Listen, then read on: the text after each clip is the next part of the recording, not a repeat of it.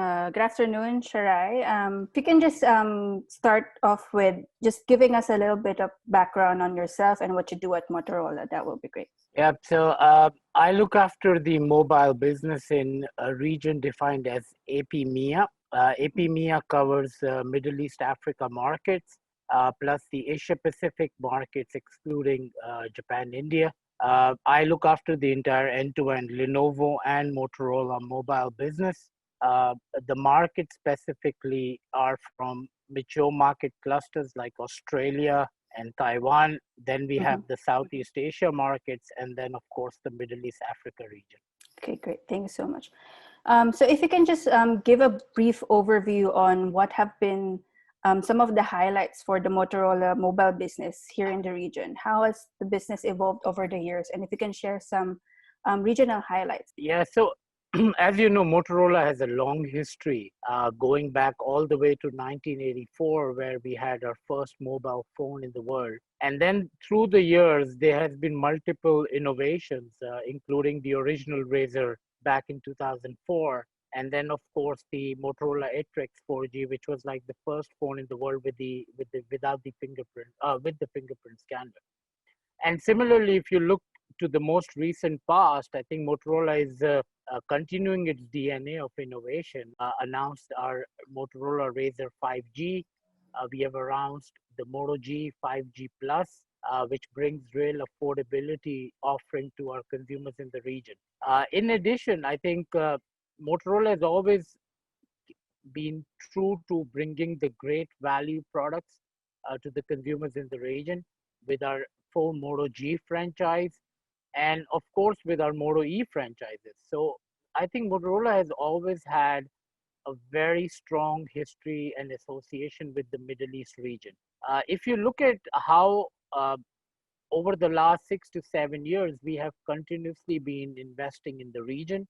We have established strong partnerships both in the carrier space, then in the retail space, and now we are actively bringing products via the online space, which is dramatically growing in the region. So all in all, we are like committed to the region. We have invested heavily, and we are seeing some great feedback from our consumers. They are loving the 5G story that we are bringing to the market. And remember that in Middle East, especially UAE, these are the pioneer markets for 5G. So bringing great latest technology together with the 5G networks, I think we are really bringing great value to the consumers.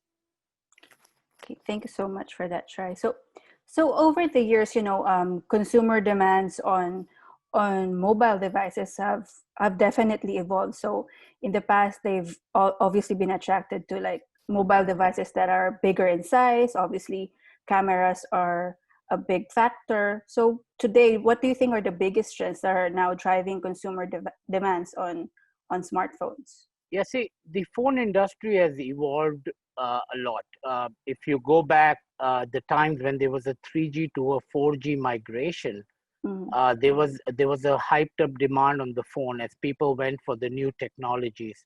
Then in the last 3-4 years, the industry has moved into great camera propositions. They have moved into high refresh rates on the screens now. The chipsets have become so powerful that they standalone can perform any particular activity that people were used to doing on larger screen devices like a PC.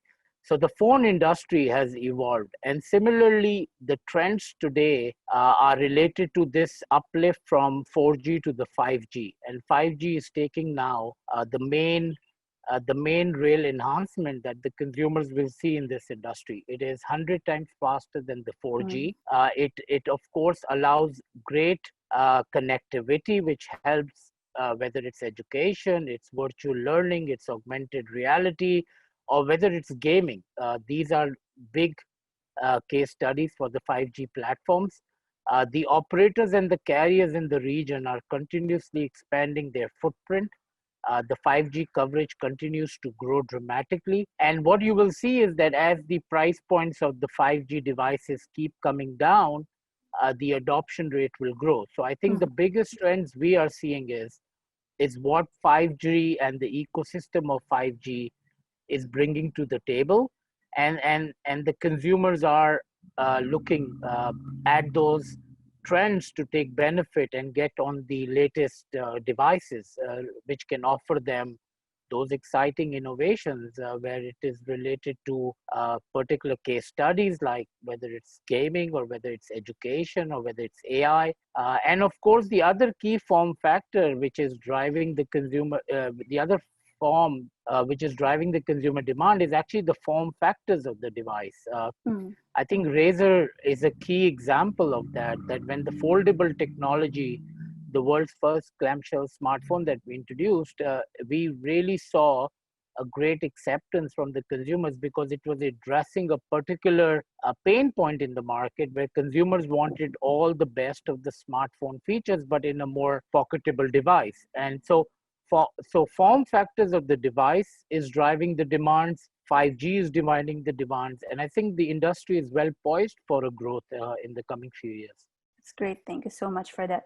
So, how should network operators and mobile companies like Motorola collaborate in terms of further developing the 5G ecosystem? Yeah, so if you, I think if you go back to a year back, Motorola was the first 5G commercial ready product, which was via the Moto Mod in US and the Moto Z2, as well as the Moto Mod combination, which was the first commercially tested 5G product in the market. Similarly, from there till now, Motorola has been pioneering the 5G product. So what you will see is that as the network operators expand their footprint and coverage in the region, and for example, in markets like UAE and Saudi, the expansion is happening at a very, very rapid pace. Actually, UE was fourth globally to actually open to go on 5G networks. So there is a clear focus by the operators to quickly expand the reach in the region,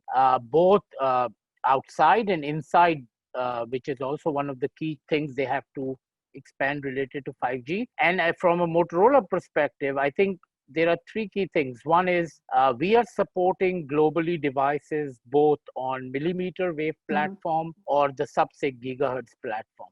The second key thing for us is that we are working very closely with network operators to ensure the product delivers the best optimized download speeds and upload speeds relative to the rater. So we do extensive testing with our partners, whether it is with the operators or our own, to ensure that we deliver the best possible download and upload speeds in the region. The second thing is that as a company, we are not just having a phone hardware, but as a company, we do have multiple products, whether under the Lenovo PC brand or our DCG brand, where we are offering end-to-end 5G solutions, both for operators from an enterprise standpoint and as well as from the consumer. So I think we are collaborating very, very closely and bringing the products as affordable as possible so that the consumers enjoy the best 5G networks at the most effective cost.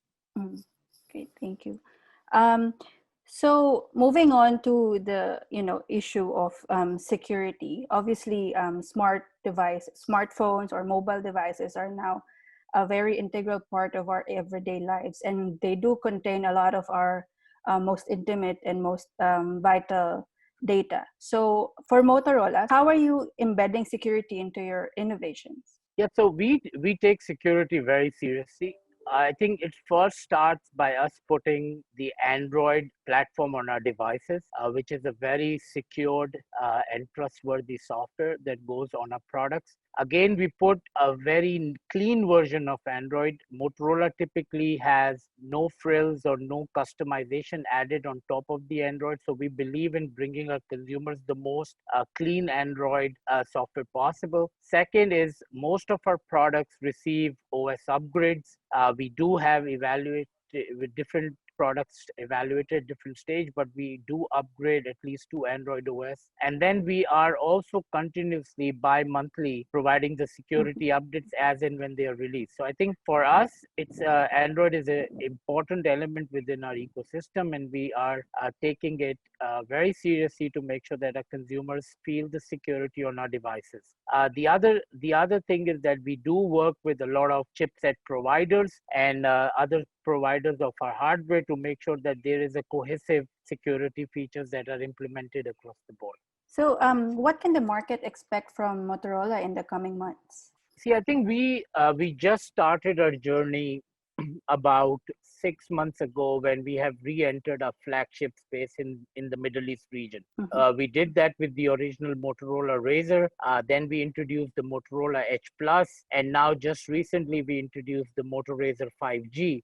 So we are committed to the region to bring our premium and flagship devices, and that's a key area for us where we bring the best of innovations for our customers and the most meaningful innovations at and the best of uniqueness of our products. So I think that is being very well received. In addition to that, our focus in the region continues to bring down 5G devices to as many consumers as possible.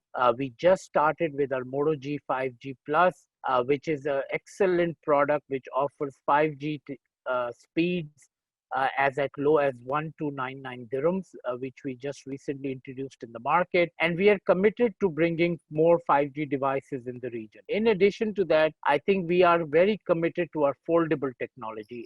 We are seeing great feedback from our consumers, whether it's around the brand, whether it's around the technology, whether it's around how beautifully the device has been built. We want to commit and continue to our foldable technology story, and you will see many more innovations from Motorola in the coming years. Okay, that's perfect. Is there? I think I've got everything I need. Is there anything else you'd like to add? Not specifically, but I think the other thing which I think is impacting what I think is the trends in the market, right? I think when COVID-19 situation has evolved a lot of the consumer buying, consumer requirements. Mm-hmm. People are looking for a lot of solution offering, a lot of work from home environment, and I think the key thing is that Motorola, Lenovo are all committed to address those possibilities which have impacted our society. So whether it's around bringing our 5G PC portfolio in the market, or whether it is around Lenovo IoT offerings, where we have recently started building an IoT smart building and workplace solution for businesses.